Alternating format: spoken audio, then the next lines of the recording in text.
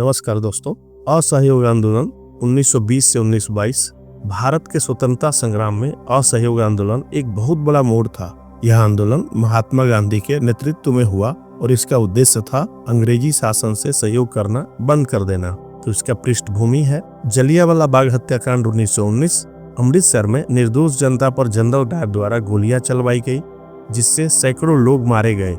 इसमें पूरे भारत में गुस्सा और आक्रोश फैल गया। दूसरा, रोलेक्ट एक्ट 1919। अंग्रेजों ने ऐसा काला कानून बनाया जिसमें किसी भी भारतीय को बिना मुकदमे के जेल में डाला जा सकता था। तीसरा, खिलाफत आंदोलन 1919 से 1920। प्रथम विश्व युद्ध के बाद तुर्की के खलीफा की सत्ता छीनी गई। भारतीय मुसलमानों ने इसका विरोध किया और गांधी जी ने हिंदू मुस्लिम एकता के लिए इसे समर्थन दिया। इन सब कारणों से गांधी जी ने निष्कर्ष निकाला कि अब अंग्रेजों से सहयोग करना बंद करना होगा। असहयोग आंदोलन का मुख्य उद्देश्य क्या है? पहला है अंग्रेजी सरकार को अहिंसक तरीके से झुकाना। दूसरा है स्वदेशी और आत्मनिर्भरता को बढ़ावा देना। तीसरा, हिंदू मुस्लिम एकता बनाना। और चौथा, भारतीयों को दमन और अन्याय के खिलाफ खड़ा करना।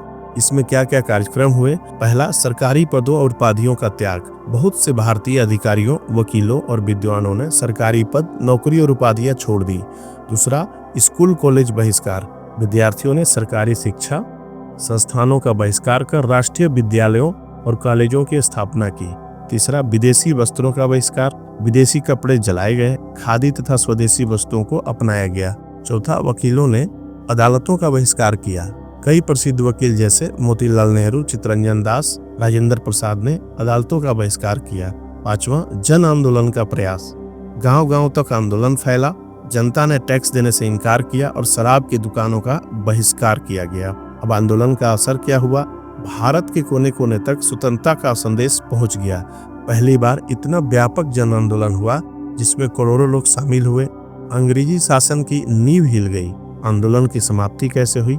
5 फरवरी 1922 को चौरा चौरी यानी उत्तर प्रदेश में प्रदर्शनकारियों और पुलिस के बीच टकराव हुआ। प्रदर्शनकारियों ने पुलिस चौकी में आग लगा दी, जिसमें कि 22 पुलिसकर्मी जलकर मर गए। गांधी जी ने इसे अहिंसा का उल्लंघन माना और तत्काल असहयोग आंदोलन वापस ले लिया। आंदोलन के परिणाम: पहला, आंदोलन बंद होने से जनता निराश हुई, लेकिन आंदोलन ने स्वतंत्रता संग्राम की नींव को मजबूत किया। भारत में स्वदेशी और आत्मनिर्भरता की भावना गहरी हुई। गांधी जी पूरे देश के राष्ट्रीय नेता बनकर उभरे। अंग्रेजी सरकार को समझ में आ गया कि अब भारतवासियों को दबाकर रखना आसान नहीं है।